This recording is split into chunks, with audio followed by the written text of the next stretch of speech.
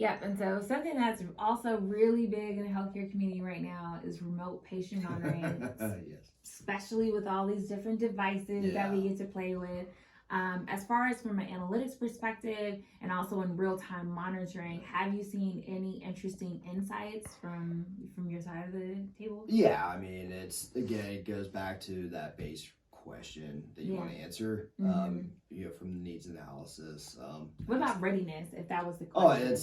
That's a huge one. So what is a big factor in readiness is recovery, right? What's a big factor in recovery? Sleep, right? So it is well documented that military doesn't get enough sleep. Yeah.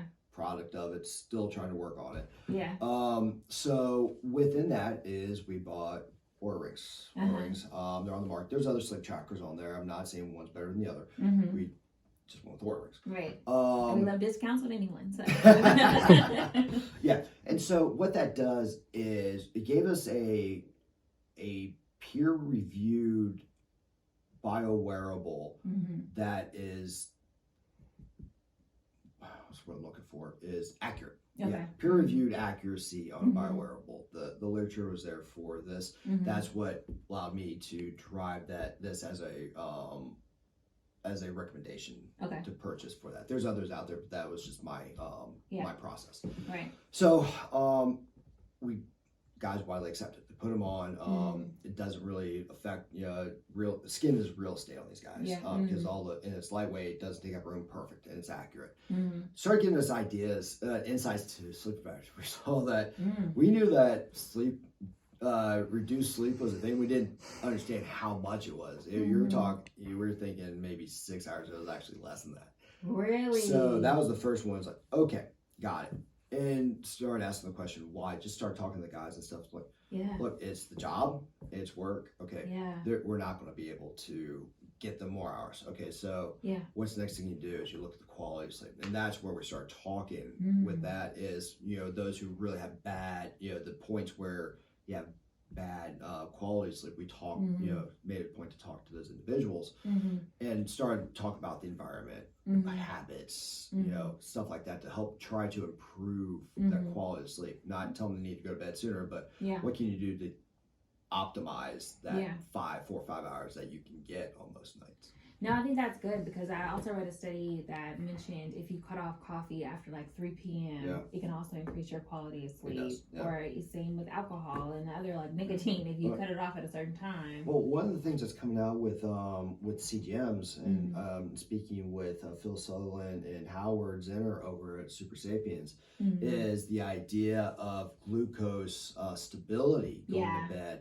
In fact, that if you eat a meal or high glucose meal, you get this major spike. It will affect your quality of sleep. Yes. And so that's one way. If you can reduce that spike, whether it's through not eating so late or like a supplement like exogenous ketones, right, which can help reduce that, or you have them go for a walk after that meal, it helps with that quality of sleep.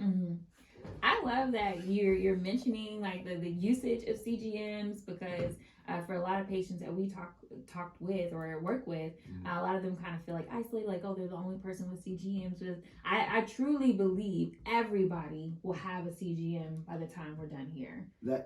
That's you're going to hear different opinions on that. Interesting. You will, because before we started utilizing CGMs, I spoke with a couple of medical and a couple of dietitians. Yeah. Some were for, others were against. Interesting. And so it's yeah. And I mean, I don't know the causalities of it, but it's just that's what I was encountering, and so But I think going back to the example of understanding how food affects your body, and I think the data that the CGMs are able to produce is undefeatable. Like I think agreed. But how do you present that data, right? So that how do you make that raw data actionable data? Yeah. How do you present it to the person using it? Yeah. And then make it to the so what? Okay, how do I take this metric? Okay, I'm sticking myself every 2 weeks, which I don't like needles. How do I take this data and make life, make make these small little changes to my life, right? But I think there's a lot of things, like for me, I didn't realize I had acid reflux or I had really bad indigestion, and it was like based on the foods that I was also consuming too. It was like those type of insights on, like, if I know I have a major presentation or I'm hosting a podcast today and I know I have to be my best self, those are not the foods I should eat the day before, you know, to make it more actionable on what we should do next. We can cut.